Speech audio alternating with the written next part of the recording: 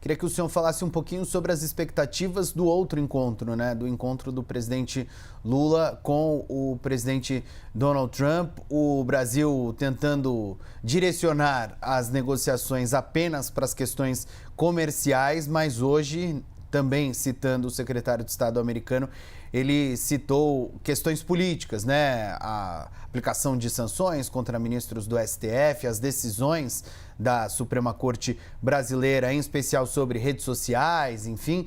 Isso, de certa forma, pode dificultar esta negociação entre o Brasil e os Estados Unidos?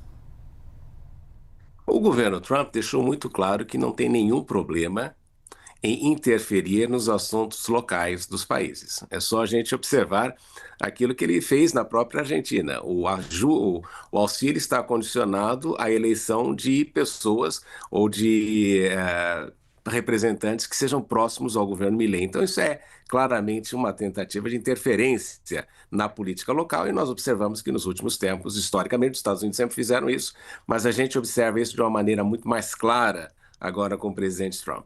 E o que nós vemos aí é que a reação do Brasil, que oferece para os Estados Unidos um superávit econômico, não há razão para nós termos a tributação que o Brasil está enfrentando, mas o que nós observamos é que se o Brasil adotar a semelhança daquilo que a União Europeia fez, de uma posição menos de enfrentamento, o Brasil pode correr o risco de continuar aí com as tarifas elevadas. Pode baixar de 50% para 15%, 20%, mas não vai atingir aquilo que idealmente era inicialmente atribuído ao Brasil, que eram uns 10%, né, que o presidente Trump está aplicando globalmente. Então, este tem que ser o objetivo da conversa, tem que ser um encontro comercial.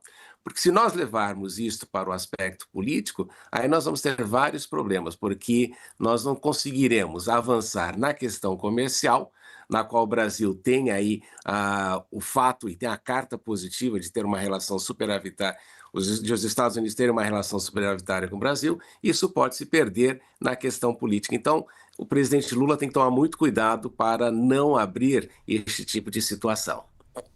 Diego. Professor, existem temas que podem permear essa reunião, que são claramente temas que cada um dos líderes tem posições diferentes, né? Se a gente for pensar, por exemplo, na questão de Gaza, na questão da Ucrânia, na questão política envolvendo o Brasil, a questão do julgamento no STF.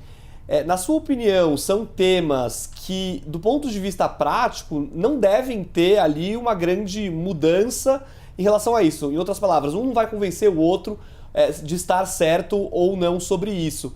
Na sua opinião, esses são temas que devem ser evitados nessa reunião, e aí a reunião fica mais focada nas questões comerciais, que é de onde podem vir anúncios e medidas mais concretas? Veja, Diego, existe uma situação muito interessante, né? Porque esta reunião acontece no momento de transição estratégica global. E você vê que ela acontece também na Ásia, o que demonstra claramente a mudança do eixo global, tanto no sentido político como no sentido econômico. Aliás, o sentido econômico foi a grande o grande motor deste processo de transição. E o que nós notamos é que nesta situação toda de transição global, o Brasil tem assumido um protagonismo em razão da nossa participação no BRICS, em razão desta liderança e o Brasil ser respeitado no sul global como um país importante, embora muitas vezes os brasileiros não compreendam esta situação do Brasil globalmente falando. E o fato de você notar que nesta reunião o próprio país anfitrião fez questão de que o Brasil participasse. Também existe a razão de o fato do Timor-Leste estar sendo incluído dentro da ASEAN nesta reunião, mas o que você nota é que o Brasil tem uma relevância global neste processo de transição estratégica que nós vivemos. E claro que o posicionamento do Brasil reflete também aquilo que os outros países dentro do BRICS também entendem. Na questão de gás, existe até um consenso com relação àquilo que tem acontecido.